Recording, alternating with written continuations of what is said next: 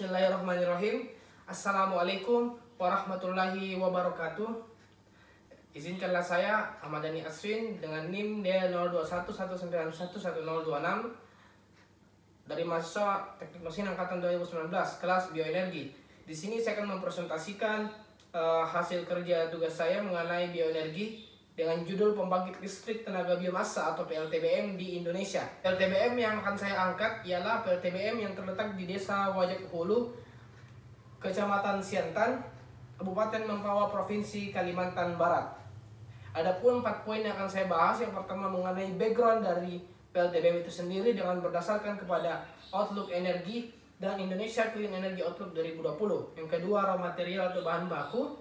Yang ketiga, jenis produk yang dihasilkan. Dan yang keempat, kapasitas listrik yang dihasilkan oleh PLTBM Siantan. Poin pertama mengenai background atau Outlook Energi dan Indonesia Clean Energy Outlook 2020. Seperti kita lihat pada diagram di samping, konsumsi energi sektoral yang telah terjadi di Indonesia berdasarkan yang bersumber dari Indonesia Outlook Energi 2020. Ada beberapa sektor, ialah sektor rumah tangga, sektor komersial, sektor lainnya, sektor transportasi, dan sektor industri. Seperti kita lihat bahwa penggunaan biomasa yang saat ini merupakan energi baru terbarukan masih terbilang sedikit, sementara penggunaan batu bara untuk setiap sektor itu masih sangat banyak digunakan.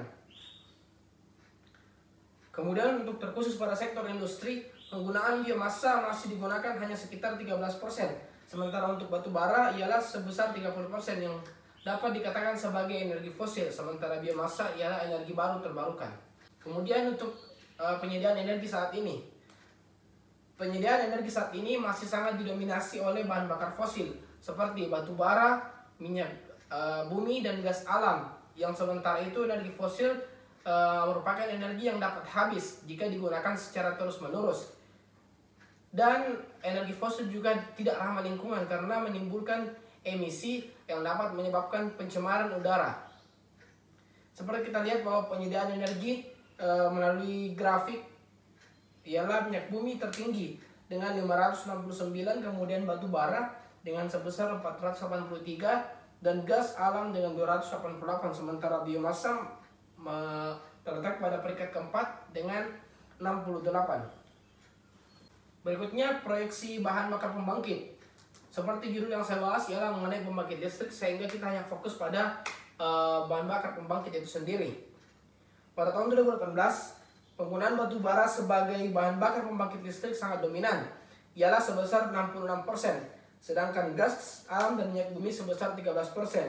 Untuk energi baru terbarukan itu baru sebesar 13%, seperti matahari, hidro atau air, dan biomasa. Seperti kita lihat pada grafik di samping, pada diagram di samping, bahwa penggunaan batu bara itu sangat tinggi dari tahun 2018 dan tahun 2020. Sehingga diprediksi pada tahun 2050 penggunaan batu bara itu sangat meningkat dengan seiring bertambahnya jumlah penduduk di Indonesia.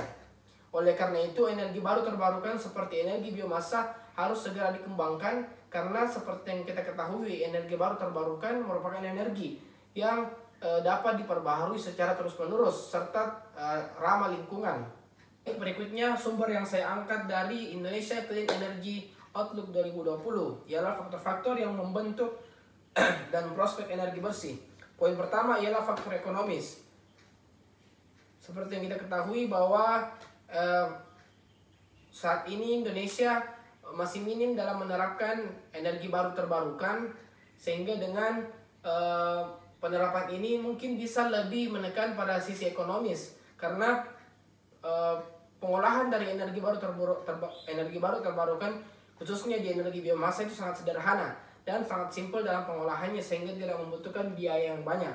Kemudian untuk investasi peluang, seperti yang kita ketahui bahwa energi baru terbarukan itu masih sangat minim di Indonesia, sehingga untuk berinvestasi mengenai energi baru terbarukan itu sendiri itu sangat luas dan bisa dikembangkan ke depannya. Kemudian untuk faktor yang ketiga, faktor iklim. Berhubung Indonesia terletak di iklim tropis, sehingga memiliki energi baru terbarukan yang sangat melimpah, contohnya energi matahari dan biomasa. Dan khususnya biomasa, Indonesia memiliki berbagai sumber daya alam yang melimpah yang dapat dijadikan sebagai energi biomassa. Karena energi biomassa itu sendiri berasal dari limbah organik. Keempat, demografi dan urbanisasi. Indonesia saat ini menempati peringkat keempat sebagai penduduk terpadat di dunia. Oleh karena itu, jika menggunakan energi fosil secara terus-menerus hingga ke depannya, maka tentu kepadatan penduduk semakin meningkat dan penggunaan energi juga semakin meningkat. Dan jika diprediksi bahwa energi fosil akan habis jika ke depannya terus digunakan. Oleh karena itu, untuk poin kelima, aturan dan peraturan, itu pemerintah telah membuat kebijakan energi terbarukan untuk digunakan sebagai pengganti energi fosil ke depannya. Berikutnya, akses ke energi. Seperti yang kita ketahui bahwa Indonesia memiliki sumber daya alam yang sangat melimpah untuk dijadikan sebagai energi baru terbarukan. Tinggal bagaimana cara kita mengolahnya, karena sumber daya alam yang tersedia itu sangat banyak, seperti energi surya, matahari, dan juga energi biomassa yang berasal dari limbah organik. Berikutnya, proyek ekonomi. Seperti yang kita ketahui bahwa Indonesia saat ini masih kurang dalam menerapkan energi baru terbarukan, sehingga untuk dijadikan sebagai proyek investasi bisnis sangat-sangat disarankan. Seperti itu. Yang kedua yang akan saya bahas ialah mengenai raw material atau bahan baku. PLTBM yang akan saya angkat ialah PLTBM Siantan yang terletak di Provinsi Kalimantan Barat. PLTBM ini merupakan PLTBM pertama di Kalimantan Barat yang dikembangkan oleh perusahaan swasta, ialah Independent Power Producer atau PIP. PLTBM ini telah beroperasi sejak 23 April 2018 dengan menggunakan teknologi pengolahan yaitu gasifikasi dan water tube. Adapun bahan baku yang digunakan ialah limbah-limbah pertanian seperti sekam padi, tongkol jagung, ampas tebu, serbuk kayu, dan cangkang kelapa sawit. Ketiga ialah jenis produk yang dihasilkan. Dengan teknologi pengolahan gasifikasi dan water tube, maka produk yang dihasilkan ialah berupa gas, fuel atau uap gas yang digunakan untuk menggerakkan turbin sebagai pembangkit listrik tenaga biomassa.